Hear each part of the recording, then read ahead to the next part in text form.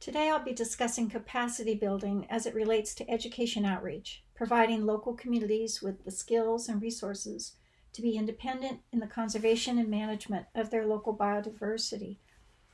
You'll be hearing from 4 outreach projects in Madagascar and how the past 18 months of pandemic restrictions have brought both opportunities and challenges to capacity building in our programs.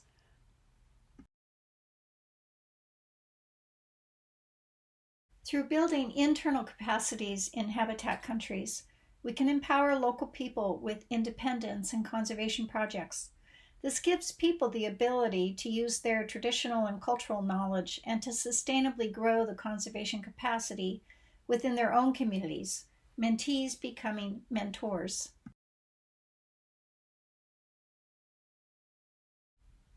Photography Inspiring Children in Conservation works with habitat country communities, building capacity in primate conservation through developing skills in photography, illustration, and storytelling.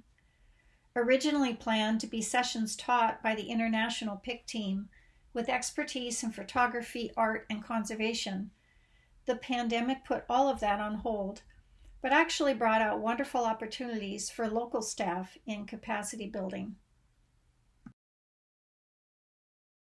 With COVID restrictions and closed borders, the full PIC sessions were postponed indefinitely. However, we were pleased to be able to hold multiple mini PIC sessions during the pandemic. Mini because they didn't include photography, but were instead designed around field journals and worksheets. I worked with Pascal Elison, a Malagasy eco-guide who grew up in this area. He hadn't taught children in the past, but found through this project that he has a passion and a talent for teaching. In developing materials to adjust to the pandemic restrictions, I relied on his deep knowledge of the forest, animals, traditional stories, and human relationships with the ecosystems to create new curriculum materials that would resonate with the children and communities.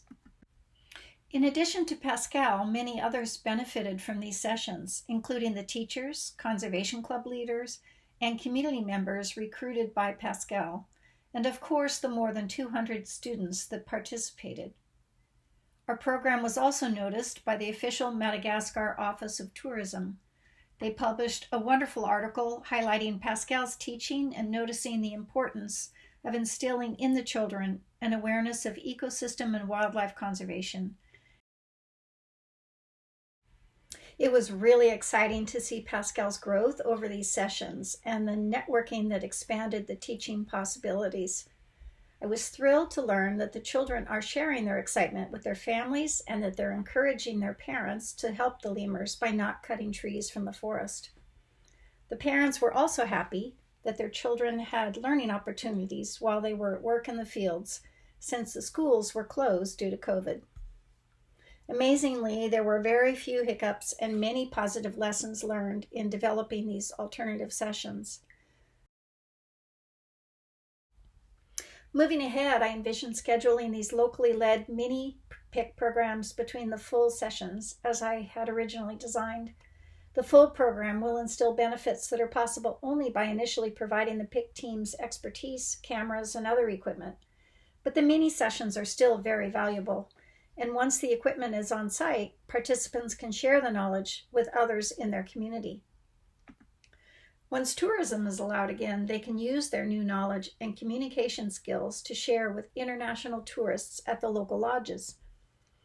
I plan to continue to support Pascal and others in developing new leadership and teaching skills with other guides, teachers, and community leaders to encourage more community capacity and independence in conservation solutions.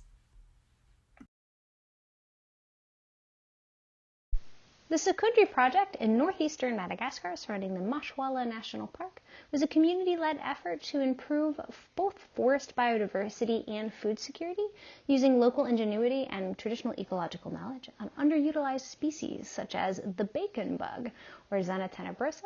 Those of you who've worked in Madagascar know this as Secundri, a delicious traditional edible eaten insect that was once harvested and is now sustainably farmed across Madagascar.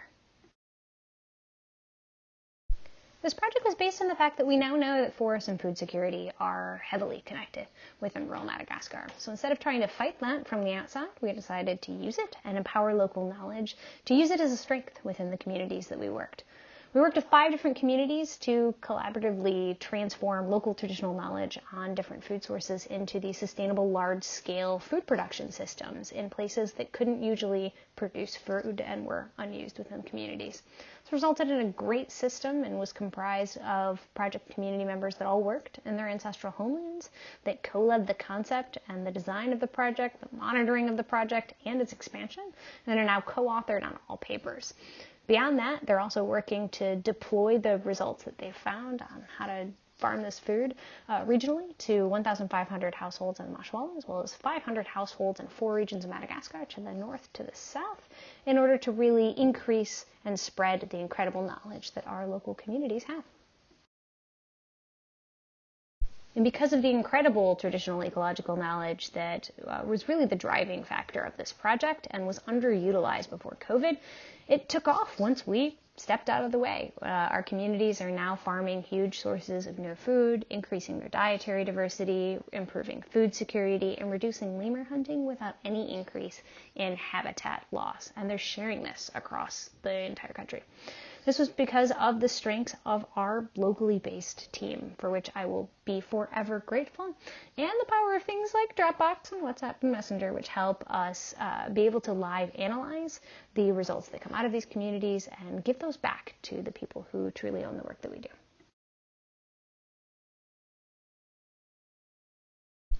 And now that Madagascar is open and I'm headed back, nothing will change. We will continue to do this because this works. What we've learned during COVID is that locally based, locally hired teams that are native to the communities where they live and work should be the future of all conservation research in Madagascar. The work that we do needs to be conducted in the local dialect in Malagasy so that we can make sure we're hiring these individuals from remote places. Those people should be co-authored on all of our projects so that we respect the knowledge that our work is often based on, and we can use this connectivity between communities and forests as strength and not as a problem to be solved. We're going to be recruiting a lot of these rural members who were such integral parts of our own project for funded degree programs so that they can not just lead the projects that we do in Madagascar, but in the future they will be the leaders of all of conservation in Madagascar, as they very much should be. Preserving knowledge of endemic species in Madagascar is a storytelling project. We conduct semi-structured interviews with research and tourist guides who work in Randimbiarimanana National Park. This was inspired by conversations that I'd had with research technicians when I was working with them in the field, and the stories that they had about the plants and the animals and their own histories living and working in the forest. They have decades of knowledge, and as they age, there is a sense of urgency about this project. In addition to documenting these stories, one of our goals was to empower local specialists to demonstrate their expertise and share their excitement and knowledge with others in Madagascar and beyond, in their own voices. So we conducted interviews to create videos and audio clips for distribution online and on the radio. We also plan to show the videos at an event in town, and the specialists get the edited videos to use as they like. We also worked with them to create short bios to accompany the videos and resumes that they could use in their professional work with researchers and tourists. I've been thinking about this project for years, but was made possible because emergency funding from my department at the University of Arizona was available for new research directions resulting from the pandemic. The idea was that this could support graduate students and be done from home. So this meant that interviews would be conducted remotely via Zoom, but would also require a lot of help and coordination on the ground in Madagascar with collaborators. So our team consisted of 2 staff at the Center Valbio Research Station, Dina and Andri, 2 graduate students at the University of Arizona, Clara, who is also Malagasy, and Ariel, the head of the Association of Tour Guides, Rodan, and an American artist living in Madagascar working with the tour guides to create online virtual tours, Jessie. We created the project materials in the US, and the team in Madagascar distributed those materials and consented participants, helped schedule interviews and arrange transportation, and helped participants use computers to fill in resume templates. The graduate students conducted the interviews by Zoom in a combination of Malagasy and English. The team in Madagascar helped set up the recording studio, recorded backup videos using a video camera in case Zoom failed, attended interviews, and helped translate when needed. So we're also now working with Day, who is also staff at the research station, editing and transcribing the videos, which are in Malagasy with English subtitles. We interviewed 21 specialists, and we were really inspired by hearing these stories, and the expertise of these specialists was really highlighted. One of the specialists said they enjoyed discussing everything they'd accomplished, what they thought was most important about the forest, and what we still need to learn. Andri, who worked on the project as a translator and was there for the interviews, said the interviews stimulated his interest in local biodiversity too. In some cases, participants learned how to use word processors for the first time during a trip to the cyber cafe when they filled out their resumes and their bios, and that's pictured down here on the right. From the research team's perspective, the project honed everybody's leadership, communication, and team building skills, and we all gained experience working virtually and collaborating with multiple organizations. It deepened everyone's skills in media communication in particular. We all learned how to use new programs like Adobe Premiere Pro for video editing and different file sharing systems that allow us to work together. And we learned some tricks and best practices for conducting interviews using virtual platforms.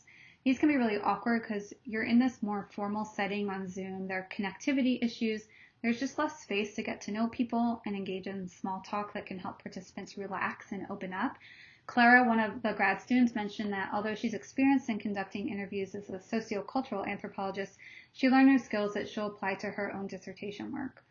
In the future, we'd like to interview the remaining guides in text, and I'd love to work with the team there to conduct interviews themselves in person. They've now seen the process. They were there for all the interviews, and we can, I think, have a workshop on interview methods to further develop those skills.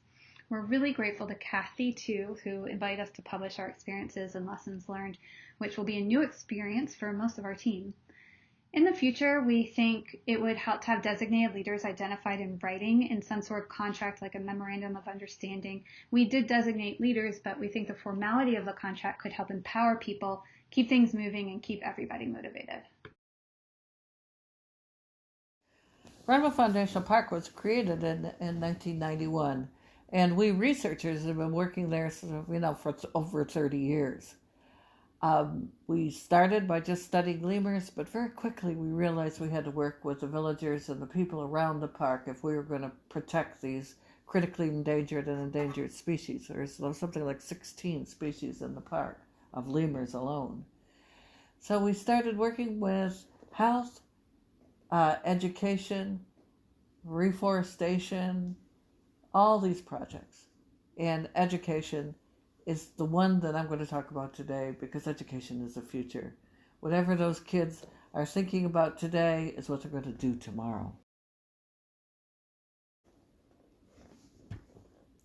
The challenge of COVID. Everything was going fine until COVID struck. Then everything stopped. There were no more tourists. This is a hot tourist spot and employs many people. There were no more researchers coming in, and our teams were going to have to either stop or change the way that we were working. And so we decided to take up the challenge, the COVID challenge, and do something new. So we developed an app because we wanted to get some of the information that we were getting out previously to our 55 schools. We wanted to continue to teach kids. And the problem is, one of the challenges is the teachers don't know as much about lemurs and biodiversity as we do. So we're going to put together a kind of curriculum, but we're going to do it with a new style, an interactive app. And getting the message out to the kids and when we could. And the solution is progressing quite well. It's an app that's targeted middle and high schools. It's in Malagasy and in English. The first chapter in a set of 6 focuses around conservation topics in the Randimbiarimanana National Park. First of all you want to know about those 15 species of lemurs. Then the next one will be reptiles and amphibians. then ecosystem services like pollination, predation, seed dispersal, medicinal plants and traditional forest uses. And then restoration, recovery, and resilience, so reforestation basically. And then what about climate change? The farmers know that the climate is changing. What can they do about it? Why is it changing? We can create an app for that. So right now, we've got the first app up with the 15 species of lemurs, and our staff has been trained to use the app. Our translation is almost done in Malagasy, and then once it's done, we're ready to pilot the study, integrating this into the communities. So please share the app. We are sharing the app with you. So if you want to learn everything about lemurs, you too can have this app.